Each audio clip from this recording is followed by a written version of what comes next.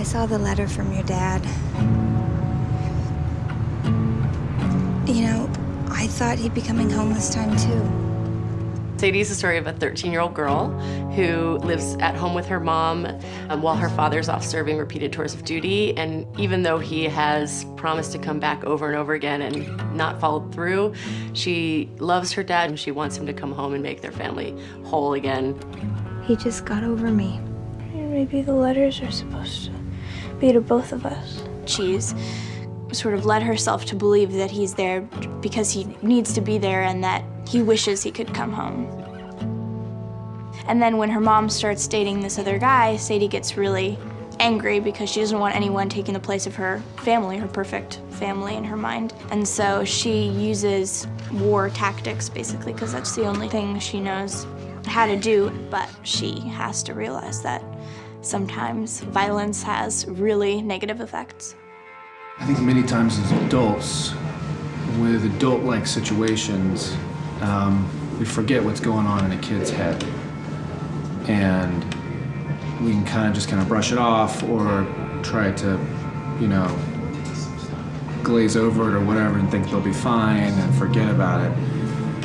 But there's a lot going on in that head and you have to bring attention to it. You gotta, or it can, you know, get to an unfortunate place like it does in this film. I think the thing that drew me to the project was just how well drawn all the characters were.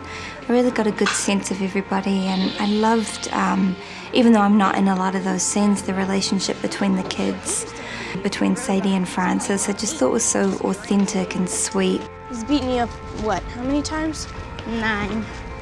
I play Francis, and my relationship with Sadie is, we're best friends, and she takes up for me if somebody's bullying me and stuff. Hey! Sophia's the nicest little girl, and then as soon as she becomes Sadie, her whole energy shifts and she becomes a different person, literally. And it's very hard to do that, especially for a kid. I feel like I need to tell you that these horrors that you're writing about, they got extreme consequences. What I like about playing Bradley is I think he's a figure in Sadie's life that does see things that nobody else is seeing. And so, and I do think there's those people in kids' lives that are like, there's something going on there that the parents might be ignoring. So I like having that kind of sight into her. I don't even get why they're teachers in the first place. The Deke character is cool. To kind of a moral compass to the movie, and Sadie checks in with him now and again. I'd keep it simpler. Frogs, squirrels, and whatnot. Men are tough. I'd give it a little more time before starting on them. He's kind of this gruff old retired guy that's kind of mean to his daughter but loves her. Kind of the overseer of the trailer park. He does have kind of sage advice for people. And he's just funny. You can stop sucking it in.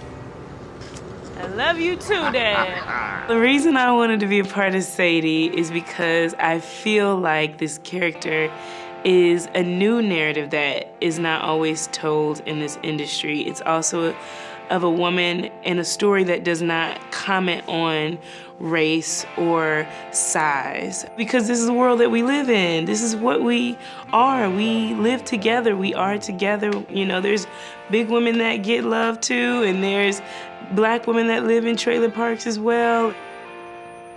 We kind of have an idea that most African Americans are just kind of living in like a hood or the ghetto, and to get to bring another setting to this woman's life, to show many more layers to this, was really thrilling. You know, my character's suffering from an addiction to painkillers, and this is just one story being told about this, but it's happening everywhere, and it's happening to all kinds of people. I've had a lot of friends and family members who have been caught up in opioid addiction. I thought John Gallagher Jr. had a really difficult job in trying to play somebody who's both charming and has a lot of flaws.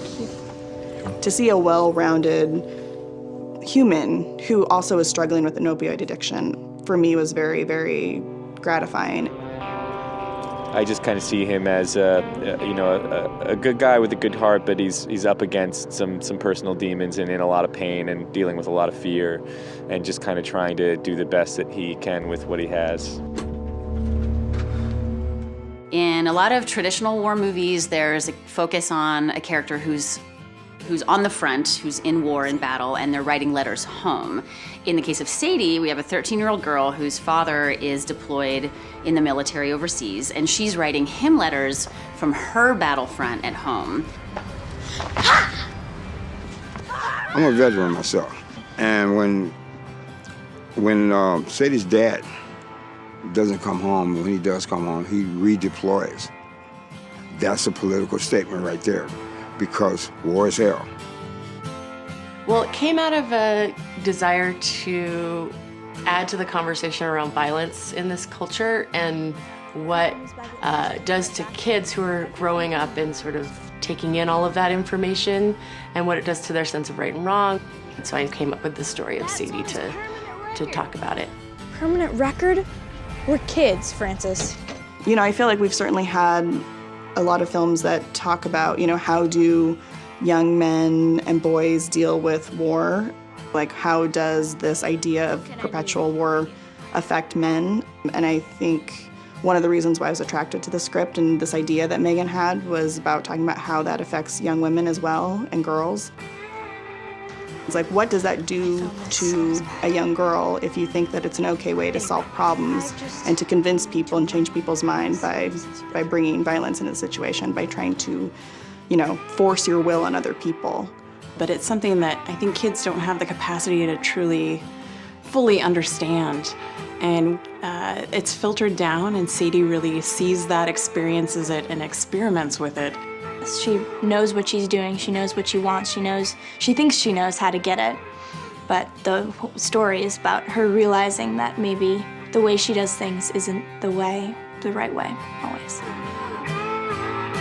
Over the years as we've been making the project, it's only become, I think, more relevant in our current political times. It's really interesting, also sad and terrifying how much more relevant this film has become since we first tried to start making it.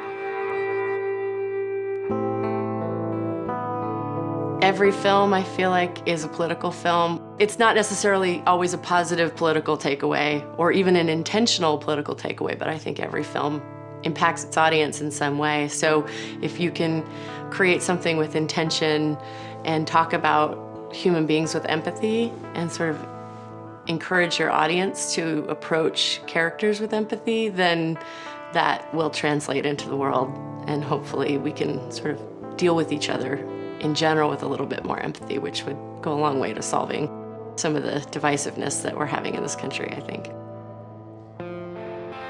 I think Megan's a force. She's a force. It's so funny working with her because she really thinks like an AD, she thinks like a director, and she thinks like a producer, sometimes all in the same moment. People have an immense amount of respect for her.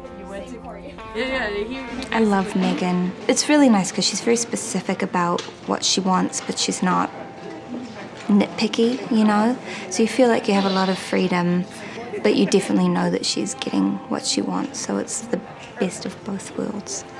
Yeah. She just doesn't have an ego, she doesn't have attitude. To have a creative environment, you need to have that safety where nobody's walking on eggshells, so you can kind of do your best and you can be free to have ideas and stuff. And she definitely nurtures that environment. Sorry, I was in Keith mode. It's not just a film about a little young girl named Sadie. It's a film with statements in it. It's a film with things that make you reflect, and make you think about yourself. Maybe help you to be a better person. It's really a cool story about a young girl and her struggles dealing with her family and where she's growing up. It's a really well-written story, and I think people will gravitate towards her character, feel for her, and feel for the predicament that they're all in. At the end of the day, I think it's a really beautiful film that deals with some of our larger societal problems, but in this very, small, individualized, personalized way that's authentic. I think that anybody who enjoys watching explorations of human relationships should go see this movie, because there's just so much in it. There's a mother-daughter relationship, a mother-son relationship, relationships between the kids.